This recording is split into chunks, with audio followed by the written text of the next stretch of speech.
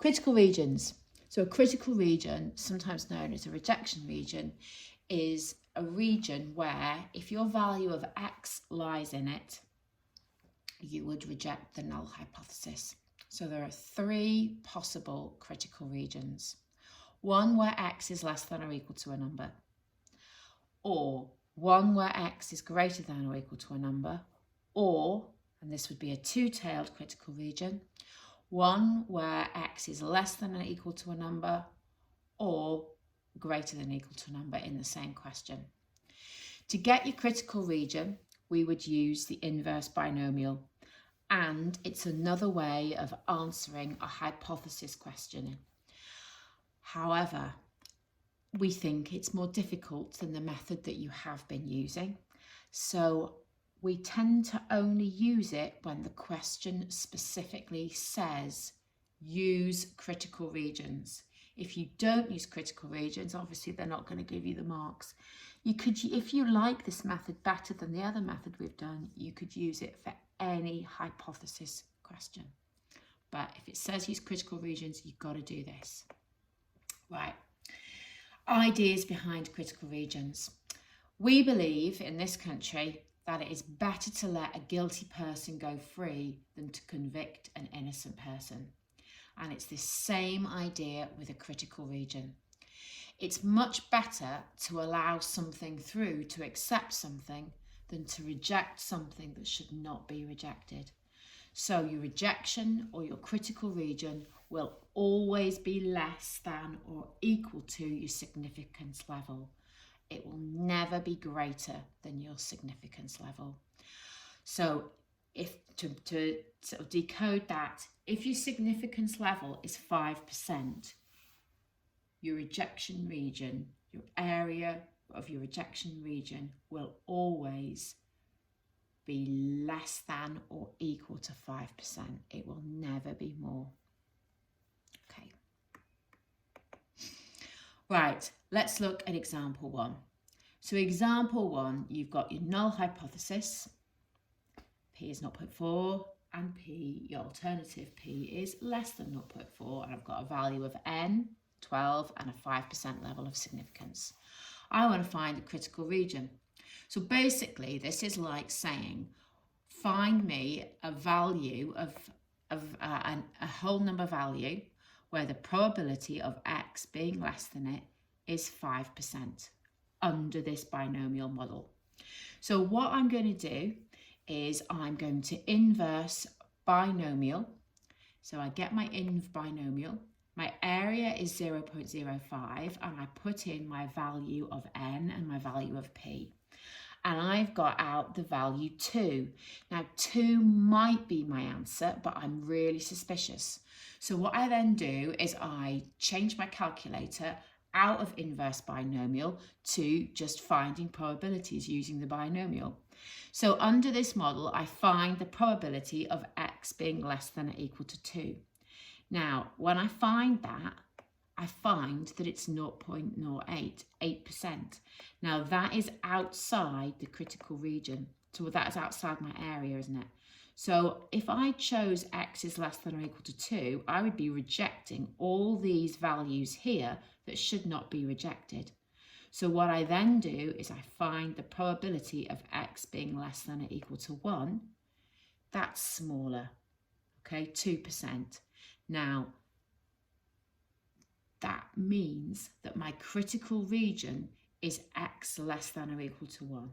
Okay, in theory, there's all this stuff here, but it's not really here. There's actually no value between 1 and 2. So your critical region, remember, you always err on the side of caution. Your critical region in this question would be x is less than or equal to 1. Next question. Exactly the same.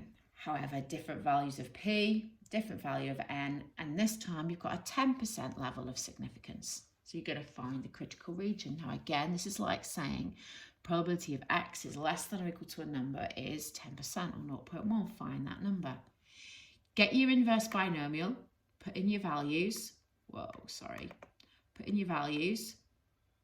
And I've got the value 31 out. Now again, I know it's going to be around 31. I am suspicious. I think it's probably not going to be 31.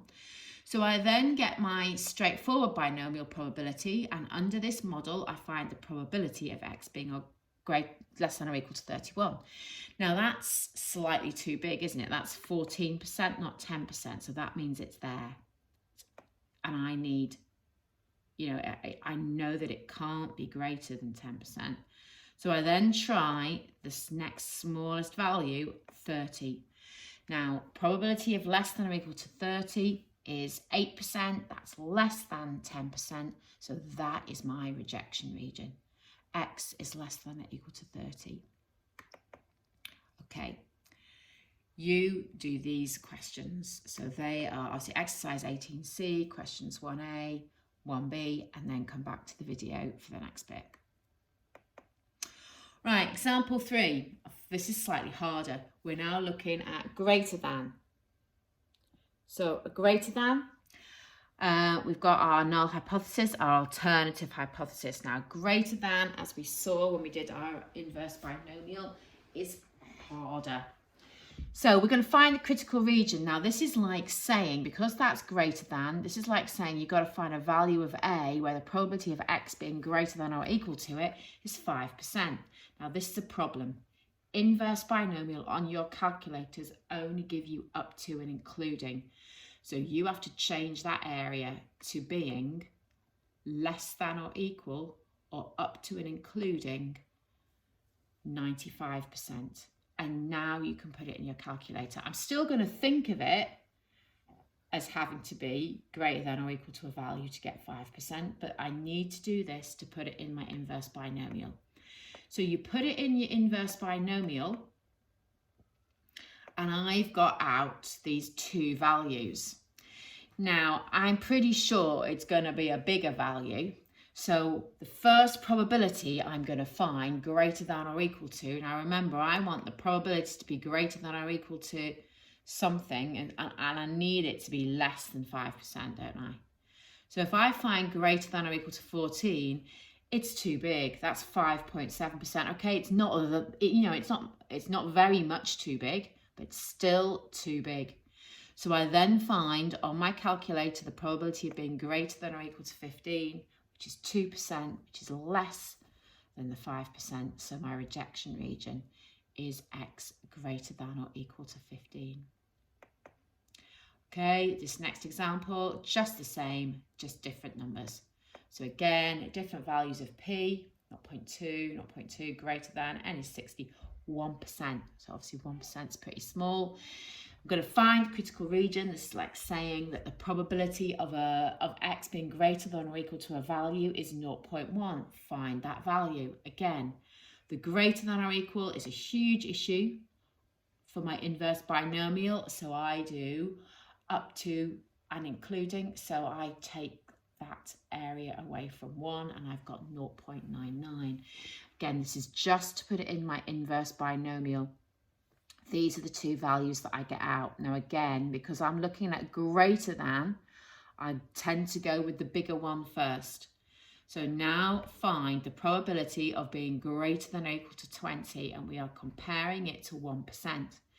Now this is too big, only just too big. So it's actually 1.06%. Still too big though. Right, because you will then, in theory, be rejecting stuff that shouldn't be rejected. So you then find a probability, of x being greater than or equal to 21, and it's smaller than your 1%. So your rejection region is x is greater than or equal to 21. Right, you'll then do these. So exercise 18C, questions 1C, 1D, checking your answers.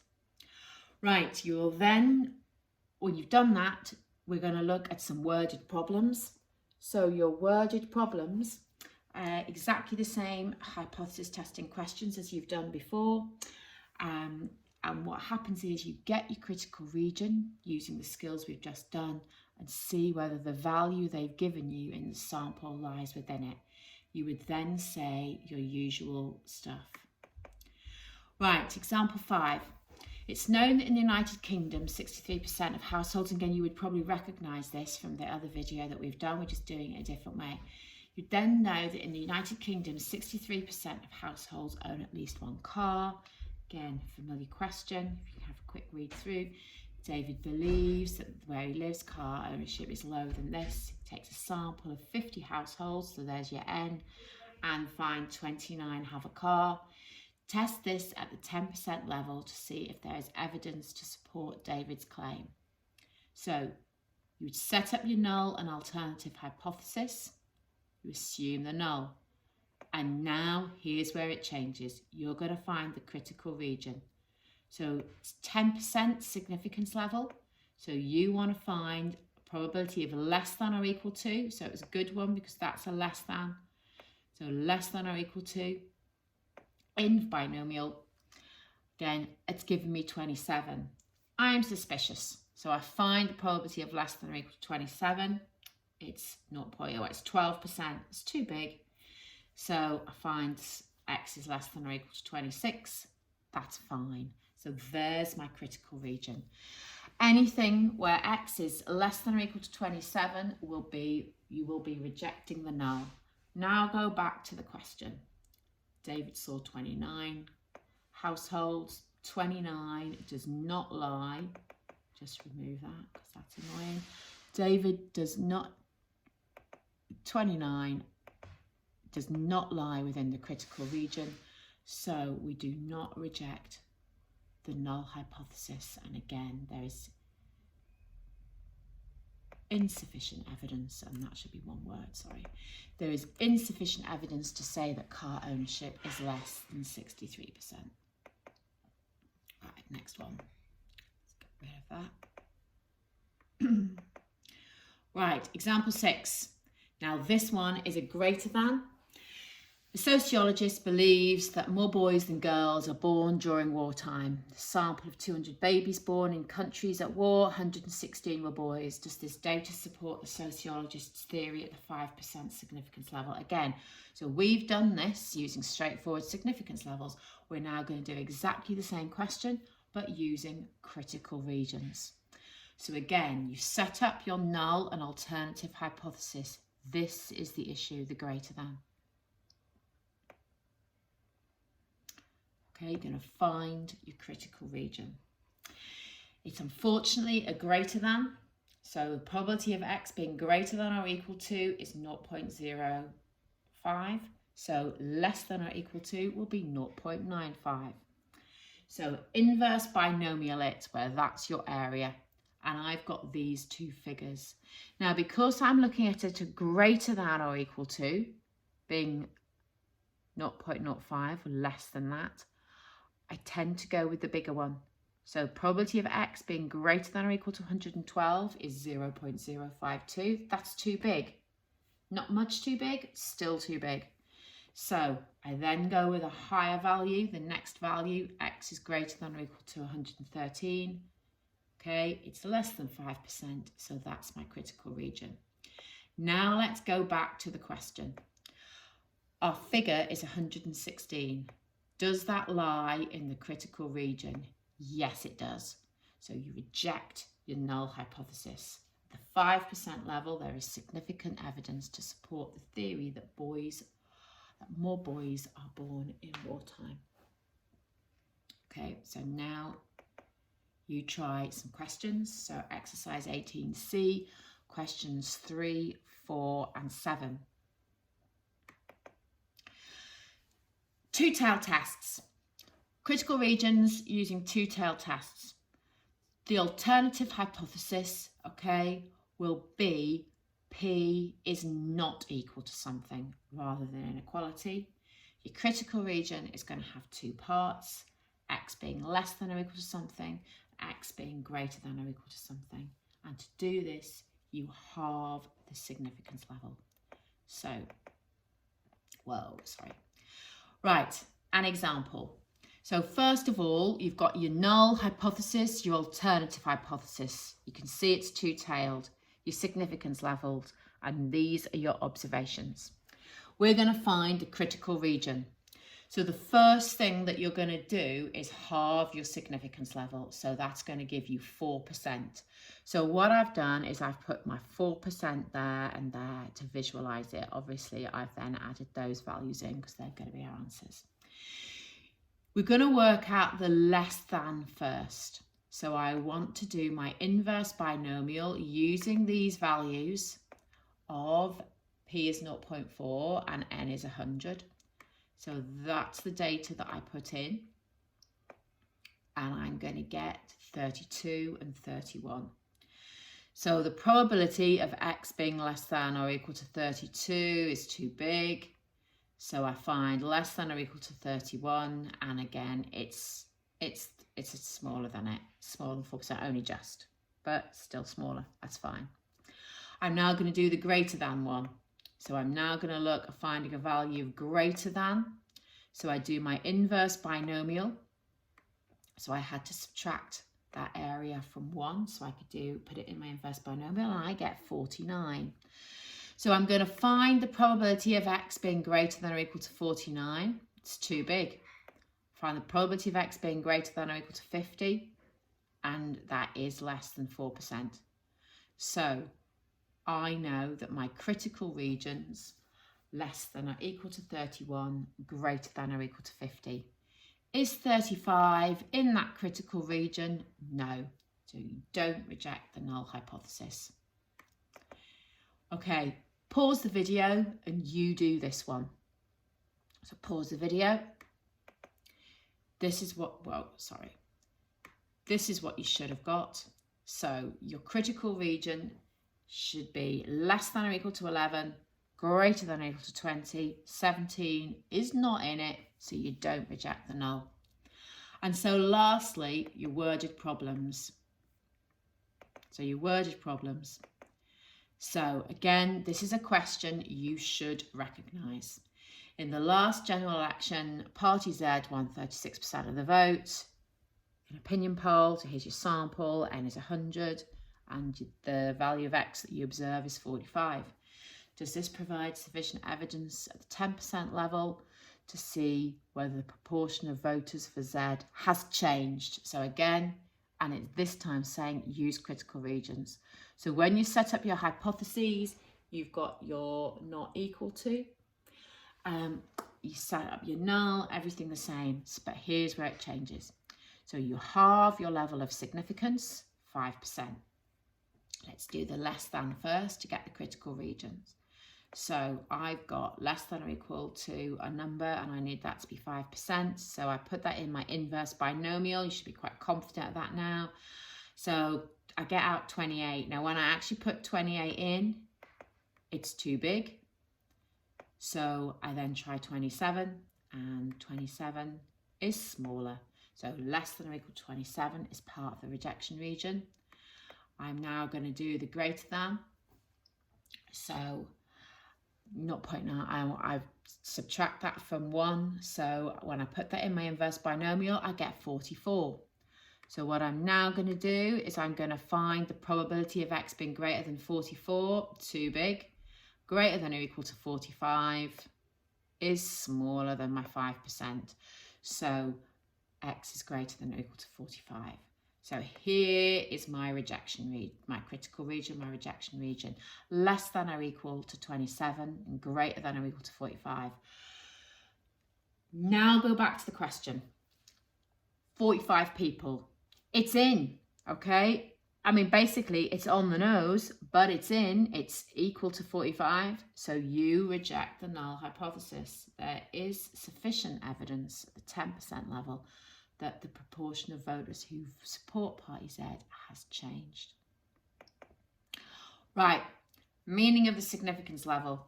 The critical region is always less than or equal to the significance level. And an important thing you need to know.